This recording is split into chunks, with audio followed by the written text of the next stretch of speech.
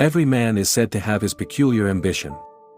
Whether it be true or not, I can say for one that I have no other so great as that of being truly esteemed of my fellow men, by rendering myself worthy of their esteem. How far I shall succeed in gratifying this ambition, is yet to be developed. Now, as to the young men. You must not wait to be brought forward by the older men.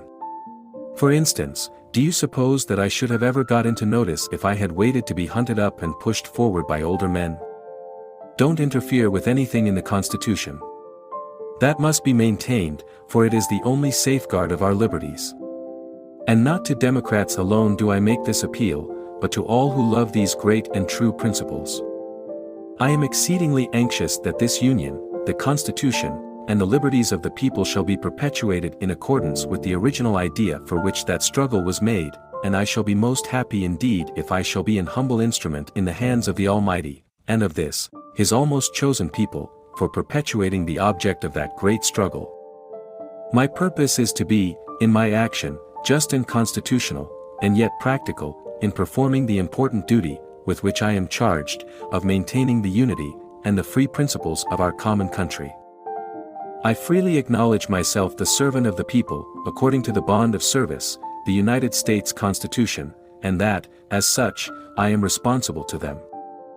Let every American, every lover of liberty, every well-wisher to his posterity, swear by the blood of the Revolution, never to violate in the least particular, the laws of the country, and never to tolerate their violation by others.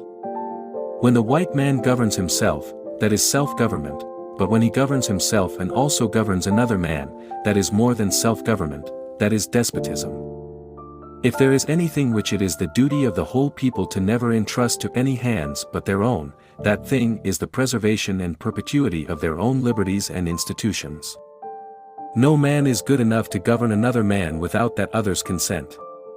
I say this is the leading principle, the sheet anchor of American republicanism. As I would not be a slave, so I would not be a master. This expresses my idea of democracy. Whatever differs from this, to the extent of the difference, is no democracy.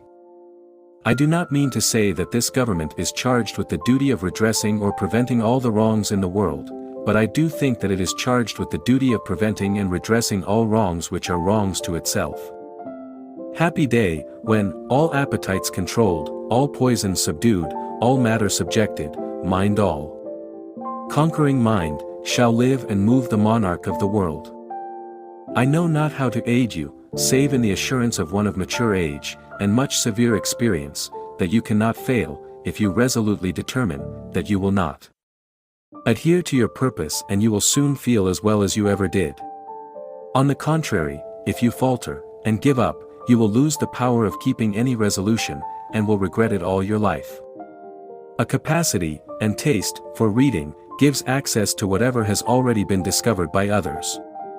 It is the key, or one of the keys, to the already solved problems. And not only so. It gives a relish, and facility, for successfully pursuing the, yet, unsolved ones. We have, as all will agree, a free government, where every man has a right to be equal with every other man. In this great struggle, this form of government and every form of human right is endangered if our enemies succeed. Holding it a sound maxim that it is better only sometimes to be right than at all times to be wrong, so soon as I discover my opinions to be erroneous, I shall be ready to renounce them. I believe it is an established maxim in morals that he who makes an assertion without knowing whether it is true or false, is guilty of falsehood, and the accidental truth of the assertion, does not justify or excuse him.